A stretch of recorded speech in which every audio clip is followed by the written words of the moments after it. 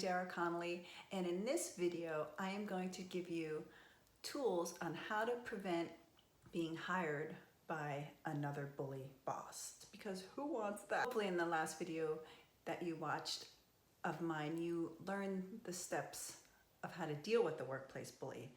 Let's say you were successful and you left that position because it was not positive for you. You needed to get out of that situation.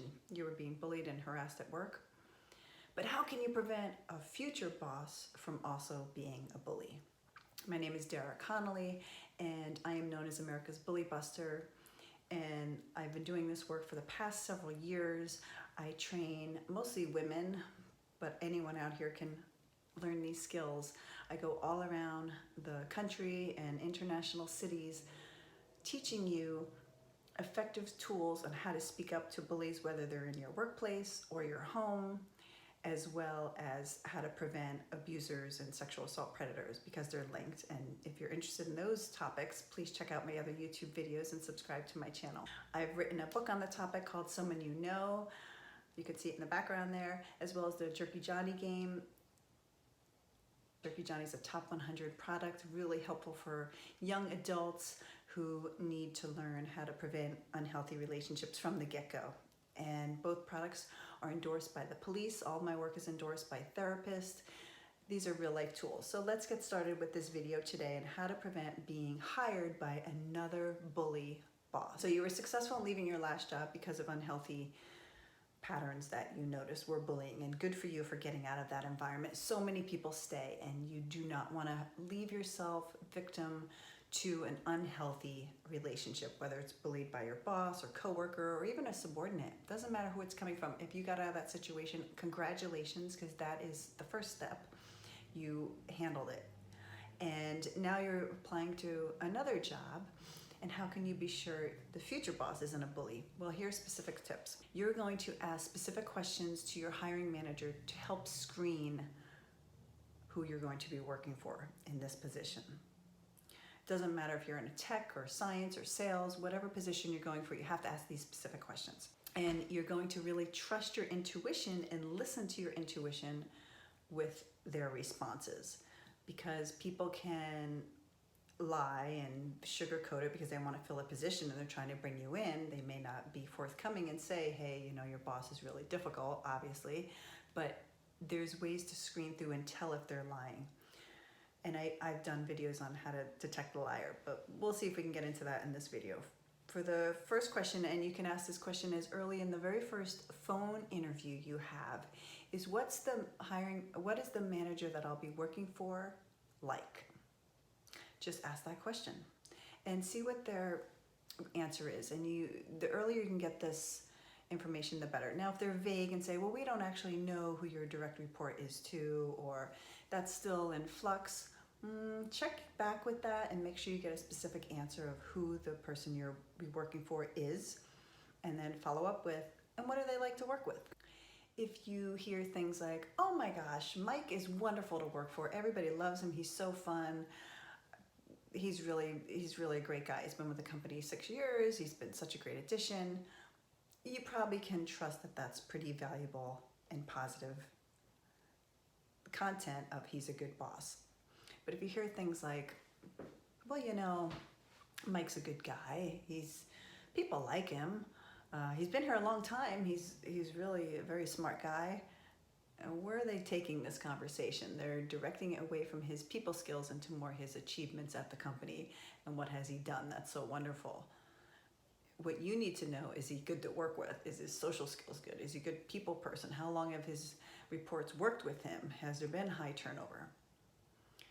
Find those details out. And if you hear a response like that, pay attention. That may be a red flag for you before deciding whether or not this is somebody you want to work for. And I know from firsthand experience that this happened to me. In one of my first positions after college, I was working for a science position, and they knew that the person I was reporting to was a bully.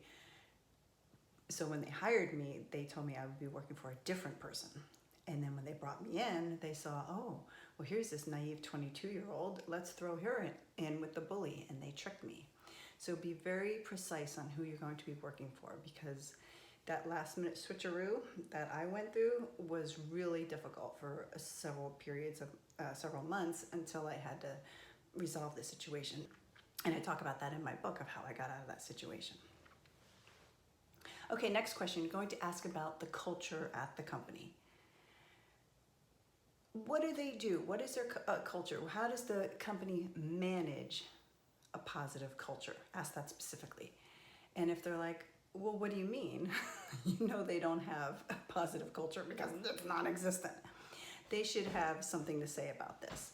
What do they do to foster a positive culture? Do they have team building exercises? Is there extracurricular activities? Is there a softball team? Or is there a great group of people that go out to happy hour every Friday?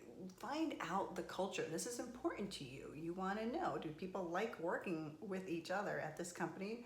Or do they just put their head down, do their job, and get the heck out of there when it's time to leave?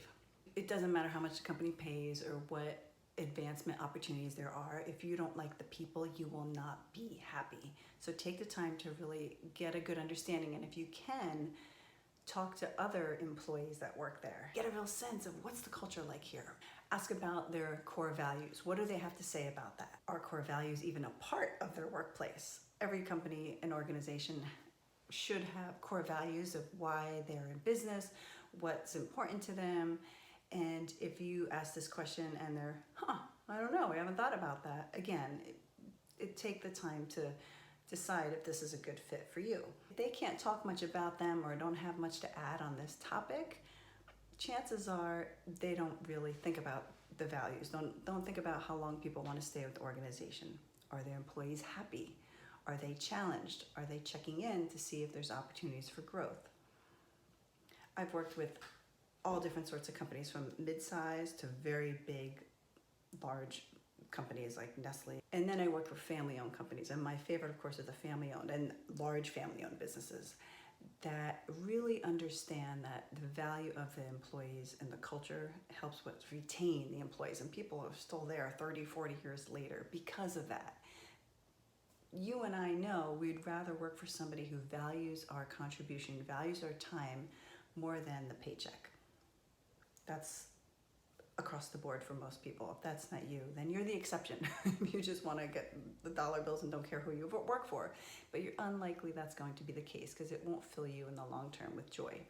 So a company should know what their core values are. And if they have no idea and they answer with, I don't know, we're working on that, or we haven't developed it yet, or that's a good question, you should be taking that into thought of, this may not be the right organization for you. Here's another great question I need you to ask before you take the job. And it is, who are the stellar people in this organization? Who do you value as the most valuable employees? Who's the all-stars? And pay attention to how they answer this. For example, they're rewarding people only on numbers and sales. Okay, you know what you're in for.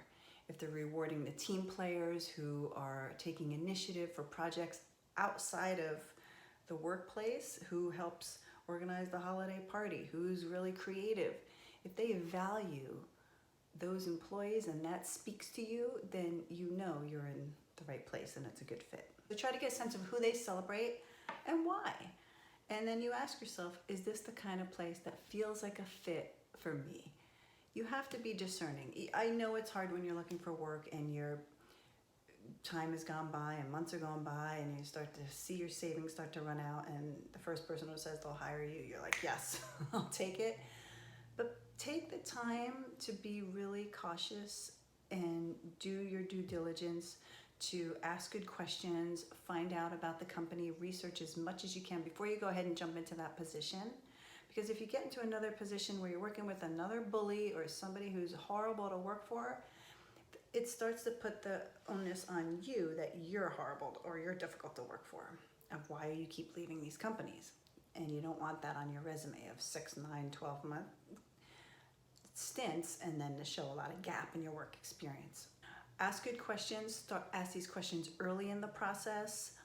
Trust your intuition. Really pay attention to the type of responses you get. Do they feel authentic, or are they just saying what they need to say to hire you? and feel it out. You don't have to make a decision right away. You can say, I need more time to think about it, or I'm still interviewing other companies.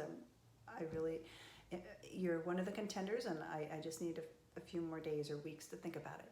You have to take control of this, because you don't want to find yourself 6 months, 6 years down the road working for another bully. And workplace bullying is so prevalent that I want to stop you from being in that position. Again, I'm Dara Connolly. If this has been helpful to you, please click the subscribe button and check out my other YouTube videos, as well as my upcoming workshops and products. In the meantime, be empowered.